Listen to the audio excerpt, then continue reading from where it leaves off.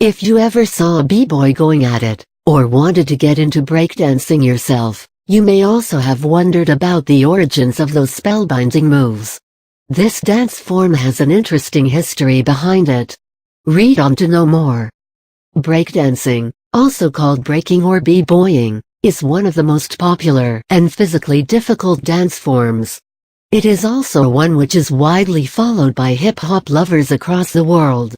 Breakdancing over time. Like rapping, the roots of breakdancing can be largely traced back to the Bronx in New York. Puerto Ricans were very important in the origin and popularization of this energetic dance form. It also became an important part of rap music itself, and both art forms grew into the global favorites of today, hand in hand. The dance originated around the late 1960s, but it wasn't till the 70s and 80s that it gained widespread popularity. At the time, it used to be a part of a rap performance, during the breakdown. The DJs would perform the breakdown at some point during the song, where the breakdancers used to come in and do their act. The various moves in breakdancing found their origins in different sources, the most common among them being Kung Fu. Hard to believe, isn't it? But the man who is largely credited as the person who came up with the dance form was James Brown. In 1969, James Brown came up with a dance video titled Get Down on the Good Foot, and that is where breakdancing is claimed to have started. It was known as Good Foot back in those days, drawing from the name of the song that started it all. The fights in the Bronx between rival African American gangs slowly started being replaced by Good Foot battles. The onlookers encouraged this less violent and creative activity.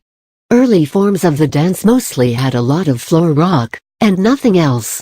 But over the years, as it became more and more popular and competitive, the uprock, the tailspin, the headspin, and all the other modern moves started coming to the fore a lot more. By the middle and late 1980s, these moves had become an intrinsic part of this dance form. A group of dancers which performed together was known as a crew. As it became more and more popular, more crews started coming up. In the 1970s, Afrika Bambaataa, the godfather of breakdancing and a very influential figure in American music, formed the Universal Zulu Nation, an organization to spread awareness about breakdancing. The first members of the Zulu Nation were known as the Zulu Kings, and were instrumental in making breakdancing one of the most popular dance forms in the world. Afrika Bambaataa saw it as a great way to get the African Americans to direct their angst towards each other and white folks to a more creative outlet.